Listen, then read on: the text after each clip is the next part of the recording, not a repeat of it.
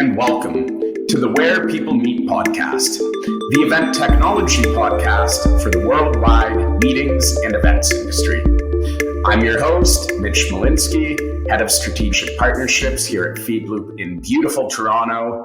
And today I am joined by the one and only Alex Bickers, President and Creative Director of Reveal Events Group, one of Canada's top-rated corporate event management companies. Alex is an entrepreneur at heart with over 25 years of experience in the meetings and events industry. He brings a wealth of experience and expertise to the table, and his latest project, Reveal Events Group, boasts the recognition of over 10 industry awards through serving hundreds of clients across thousands of experiences. I'm incredibly grateful for the opportunity to sit down with such a big name in the industry, and I can't wait to learn more about his journey. Alex, thank you so much for joining us today. Where are you calling in from? Calling in from Vancouver, British Columbia. Thanks so much for having me. Amazing. Well, Alex, if you wouldn't mind, can we start with you telling everyone a bit about yourself and your background in the meetings and events industry? Yeah, for sure. It's going to definitely date me, but we'll go from there. I started off my career working in film, actually, with a large film company in a marketing coordinator position, and part of our responsibility was creating launches and things like that, and that's really where I got the bug for working in events. My education is actually with a theatrical degree, and kind of thought that I was going to go down that road. And just really got the bug for live events doing that. And so my career moved on to taking over planning conferences and events for a large travel company.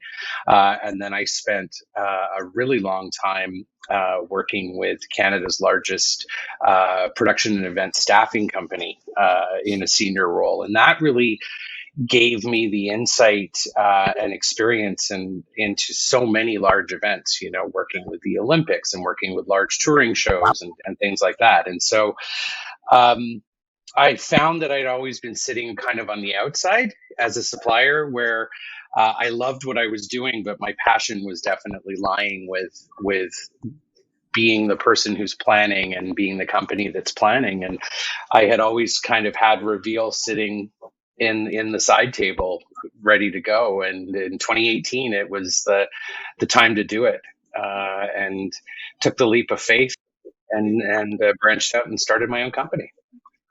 That's incredibly exciting, and I know for somebody like you who is an entrepreneur at heart, being able to branch off and just be your own boss, manage your own business, as you mentioned, it's a leap of faith. There's a lot of risk there, but there is also a lot of reward. So I'd love to learn more about that whole process. Can you share more about how you got the idea for starting the company and what the entrepreneurial journey of kickstarting a successful event management company has been like so far?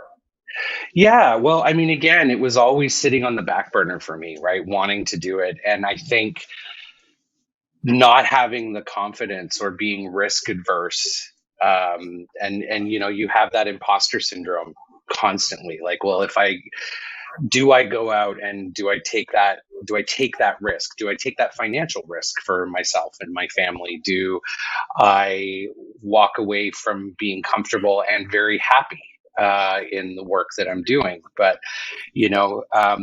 at 45 years old is when I started the company, and it was just, it was now's the time to do it. Now's the time to take the leap of faith, and giving yourself that confidence to know that if for some reason you failed, you can always go back to something. Now, you don't want to be focused on failure, but I mean, I'm the type of person who always needs to know there's a backup. That's the event planner in me, right? Like, what's the contingency plan? All of that. But not all entrepreneurs think that way. They go in both feet first, and they just say, well, I'm going to give her, and I'm not going to let it fail. And so it was getting my head wrapped around, I have the experience, I have the knowledge, I can make this happen. And once you get through that noise in your own head, you're ultimately left with now's the time to do it, right? And so that's how we got here.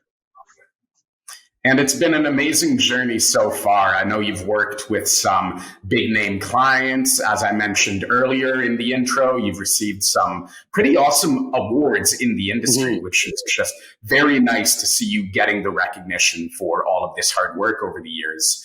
But Alex, are there any memorable projects, any memorable events that you worked on through Reveal that you think would be worthwhile to highlight for the audience? Oh yeah, I mean, there's, I think if we're talking about the elephant in the room, the last 2 years have been, a really interesting time. We've worked together a lot at FeedLoop and the team here at Reveal, and I think the last 2 years have actually kind of been the coolest because going virtual out of necessity has allowed us to work with some really amazing clients. There's projects we worked on like the World Indigenous Suicide Prevention Conference. We worked with Stanford University for realizing a compassionate planet. There's these fantastic conferences that are so needed that we were allowed to be a part of, and we were brought into the team and got to experience some working with amazing speakers and working with amazing content and very important content, and knowing at the end of it that we've helped or we've educated has really been a blessing and been super exciting to just see the breadth of what is possible out there when you remove the limits of geography. I think that's been the coolest part of it. For sure. Yeah, we saw a lot of that here at FeedLoop too, is the ability to serve clients that you typically would not have served now that the world of events is going digital and we're breaking down all of these borders and boundaries.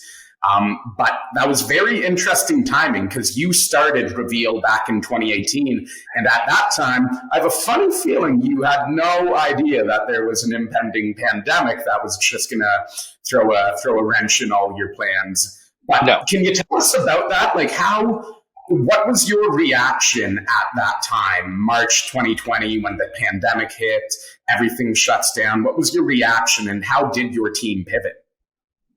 Honestly, I can tell you March 13th, Friday the 13th, 2020, and, here in British Columbia and all over the world, everything was just rapidly shutting down, like minute by minute. Honestly, my first instinct was, we're going to close the doors, right? Because there was that immediate panic of events can't happen, right? Yep.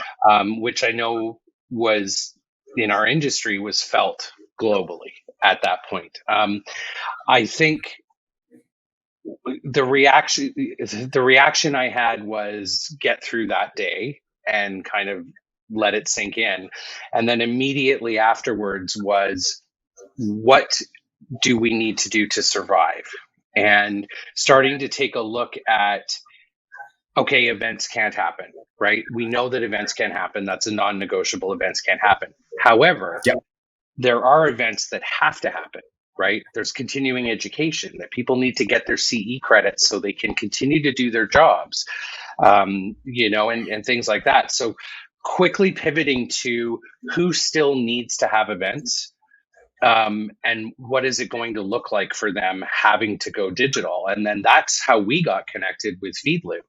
And FeedLoop being a Canadian company and having an amazing platform, and it was the right thing to do and use for this purpose. And so that's just where we shifted our focus, was how do we make the events happen that have to happen? Social events were definitely sitting in more of a gray area where, okay, those really can't happen. And what's the benefit of having the social events online? But we ended up working with a lot of clients, taking their award ceremonies, their fundraisers, their charity galas, taking them all online, because of course those events have to happen as well, right? You can't just stop your annual fundraiser, which you rely on every year to keep your charity going. And so that's just really where we pointed our focus, was if we can't meet in person, how do we do this well online and keep it engaging? And and that's where we got to. That's a fantastic story, and I think it really just highlights how adaptive the industry is and how resilient event planners are. For us, I think we were very well positioned and very fortunate to serve a lot of events that had to pivot last minute to virtual. And it was also very helpful having partnerships with organizations like Reveal Events Group at the start of the pandemic, because a lot of the time prospective clients would come to us and say, hey Mitch, like, we really like your platform, but we have no experience with virtual events. We need somebody in there with us. Like, we need somebody to produce and manage the event, at least for the first year while we get our feet underneath us. And that's where a partnership with your team and other great production companies worked out very well, because we would say, hey, fantastic. Love to hear that you really like the platform. I'm going to loop in Alex and his team. They've executed over 20 different events on the platform. They're a really good fit based on what you're looking for. And you were able to help us to fill that gap of what a lot of people were looking for at the start of the pandemic, is something that's a bit more of a hand-holding approach. So very grateful for that. Thank you for helping us to bridge that gap. And it's nice to hear that technology was able to do likewise for you. Yeah, absolutely. Absolutely. Gosh, I can't think back to when it was only 20 events on the Feedfood platform. that was a long time ago. Yeah, I think we both lost count for you. Yeah, absolutely. Absolutely. So, Alex, something you mentioned earlier was around being an entrepreneur, there's a lot of risk and there's a lot of fear of failure. And to be a successful entrepreneur, you just need to push past that. But I know that the biggest lessons learned as an entrepreneur oftentimes comes through failure and hardship and going through tough times. So are there any failures or tough times during the history of Reveal Events Group, or just in general as your career as an event planner, that you can share with us? Yeah, for sure. I mean, I think one of the first things when I started the company, or when we started the company, was, for lack of a better term, being desperate and not knowing your value and where you sit, what's your niche, what's your expertise. And so, when you jump out there and you hang your shingle out yourself, you obviously, first thing you're going to want to do in any business that you're starting is find clients, right? And so I made the mistake very early on in engaging with a client who was go, go, go, go, go, but I hadn't defined that they actually weren't the economic buyer. They were signing contracts without authority, making a lot of promises, taking up a lot of my team's time, to only have the economic buyer come back from vacation a month later and say, absolutely not, we're not going ahead with this, and I'm not paying this contract because you didn't have the signing authority. Right. Oh, no. So that was a really strong lesson, and a good lesson to learn right in the beginning, that, not being so eager when someone dangles a carrot in front of you and says, okay, here's what's going to be an amazing event. And it was going to be an amazing event. I'm super excited to go with it, but it was actually somebody within an organization who had an idea.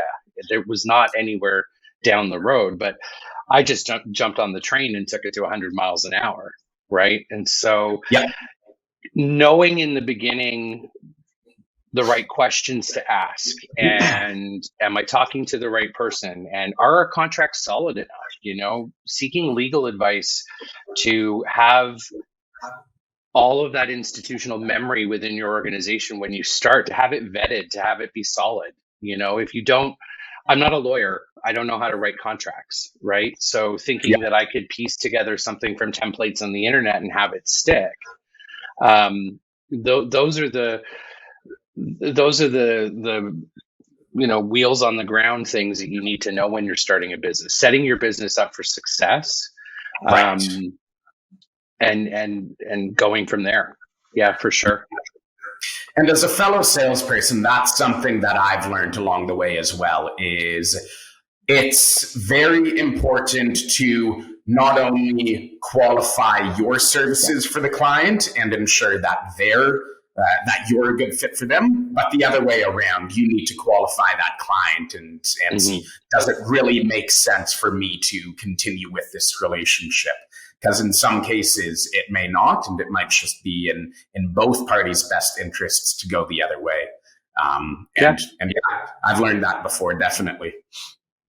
But it's hard to get the confidence to do that, right? Yes. Because nobody wants to, whether you're emotionally attached or not. And I think as creatives, we have a tendency to be emotionally attached. And it's like, how do I find a way to work here? How do I make it work? I want to do this, but when all the signs are coming up red saying that this may not be the best thing for you, it is difficult to make that decision.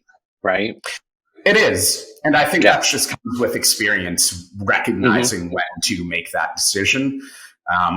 But yeah, it seems what we're coming to here is there's a lot of very particular skills that are required to be a successful entrepreneur. You need to have leadership skills, of course. You need to be a good communicator, time management, organizational skills, and as we've been discussing just now, good decision-making skills. And when I look at what it's required to be an event planner, a lot of those transfer over. So, Alex, if you can speak from both perspectives, do you see any parallels between being a successful entrepreneur and a successful event planner? And if you do, how do you apply lessons learned as an entrepreneur to producing events for your clients? Yeah, well, I think the first thing I'll sort of speak in my experience, right? In the beginning, when you're starting a business, you kind of want to have your hands in everything, right? Yeah. And you want to be in control of everything and do everything yourself. Right? Because you're sort of nervous about, do I hire? Do I not hire? What are all those things? And I think as that relates to event planning, it's an interesting question that you asked that, because you wouldn't produce an event and say, okay, well, no, I'm going to do the AV, I'm going to do the lighting, I'm going to do all the catering in my kitchen, right? All of those types of things. You're going to get the right people who have the skills that you don't to support you. So I think that was something that I actually thought of and was like, why am I trying to do all this on my own? Right? Like my time is not best used in that capacity when there are skilled people out there who I can bring onto the team. I think you also have to identify where your strengths are. I come from a long background of sales and love designing events and event concepts. And so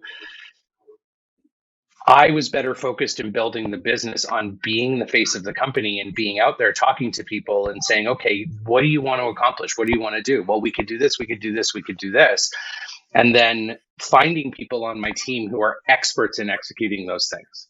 You can't be everything to everyone, and you have to, especially as an entrepreneur and as an event planner, you have to place yourself where your skills are best serving the client or the business, right? So there's definitely a parallel between those two for sure.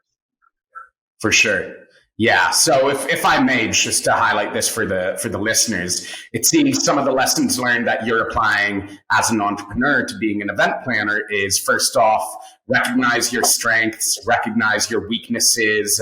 And when it comes to those weaknesses or gaps in expertise, don't try to do them all yourselves, but build a community, build a team, partners around you who you can pull in and then lean on their skills, their areas of expertise to fill those gaps instead of trying to manage everything yourself. Is that correct?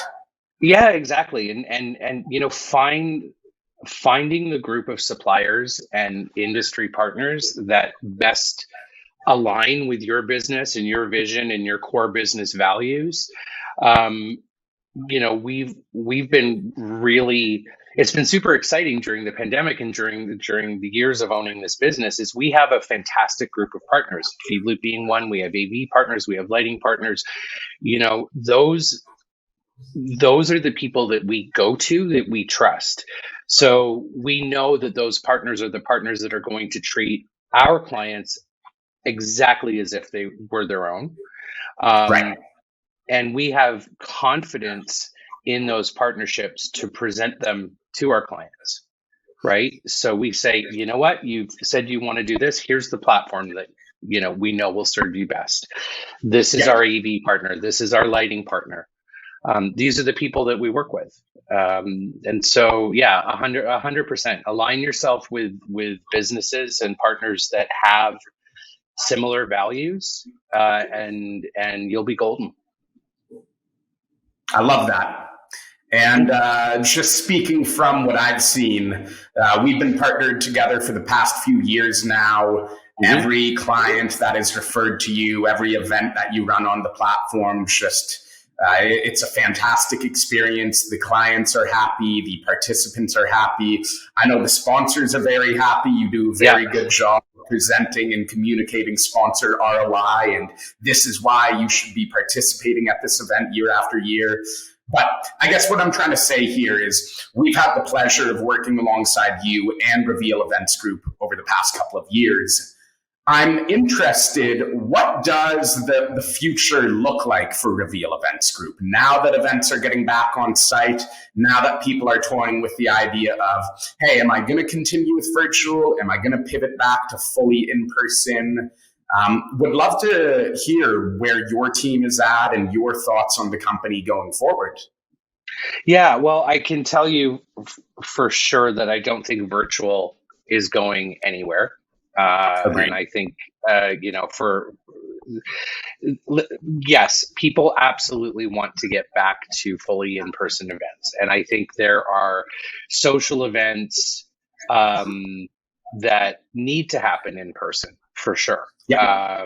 And they're way better served to be in-person events, I was going to say weddings, but weddings could always have a virtual component if people can't travel and things like that, right? But that's just as an example. However, conferences and educational events have seen such a benefit with breaking down, the barriers of geography. And we're also seeing the sensibilities of people who are saying, I'm not necessarily comfortable traveling. I'm not necessarily going to a convention center with 2,000 people. And also from a budgeting perspective, having the virtual option available is really, really, really popular. And we're seeing it with a lot of our clients right through the end of 2023 at this point. So I think hybrid is always going to be there. We're working on a lot of hybrid events right now, which is, again, really exciting for our company because breaking down those the geography lines during 2020 and being 100% virtual. Now we're working with clients who are going hybrid next year, and we're going to travel to their locations to produce their events, right? So a client halfway across the country who I would never normally work with, now I'm working with, right? So that is super, super exciting. And of course, we're seeing in our business the return to in-person events, which is great for social. Christmas, we're already talking Christmas, which is crazy, but yeah, and I think that's where it's going to be. And it's a really exciting time because none of us knew we needed those skills until March of 2020. And we learned a lot about how do we bend this? How do we make this more accessible? How do we take this online? So, I think that's where we're going, and that's what's exciting because I think it is now going to continually evolve, right? It's not a one and done, like, okay, great. Everyone's got a vaccine and now we're just back to it in person. No, there's so many things that we've learned over the last few years about what we can do with events. So I'm super excited to see how it continues to evolve. Fantastic. I'm very excited for you and the team. I'm excited to see the direction that you steer the company in. Alex, this has been a fantastic conversation. And before I let you sign off here, I always like to ask our podcast guests this. But our audience, our listeners are event professionals who are managing their own clients, their own conferences and events. So for you, with over 25 years of experience in the industry, are there any tips and tricks, lessons learned along the ways that you can impart with the audience before you hop off here? Yeah. Yeah. I think the biggest thing for me that I learned when I was starting the company, especially in our industry with event producers in particular, oftentimes event producers are small business, independents, in a very crowded space. And I think the most important thing that I learned early on and did a substantial amount of work on was breaking through the noise and define who you are and what you're good at and what you're not good at. You can't be everything to everyone. And I thought I could, we'll do whatever event you want, we can make it happen. And no, you can't be that, right? So defining what does your business do, what are your strengths, and what's your niche, and that will put you above that noise, right? Because otherwise you'll just drown in a sea of other businesses that are essentially doing exactly the same thing as you are. Yeah. Right? So that was a big lesson to learn. That's a really good lesson learned. So thank you for sharing that, Alex. Thank you for your time. It's always a pleasure to connect with you. I know this would have been a really valuable recording for the audience. So I have a funny feeling some people may actually want to reach out just to possibly learn more about you or investigate whether Reveal could be a good fit for supporting them in the execution of their next event. So if any of the audience do want to reach out, what's the best way to get in contact? Yeah, well, there's multiple ways. Easy enough is Alex at revealeventsgroup.com. I always say events with an S because it's a long URL. You can email me, Alex at revealeventsgroup.com. Visit our website, revealeventsgroup.com. LinkedIn, it's Alex Bickers, or our page, Reveal Events Group. So feel free to reach out. We'd love to chat. Great. And Alex, we'll be sure to share all of that in the write-up for this podcast. But again, thank you so much for your time. And to everyone who listened today, that wraps up our Where People Meet podcast episode with Alex Bickers from Reveal Events Group. Thank you for your time today, and we will see you next time on the Where People Meet podcast. Thanks, Mitch.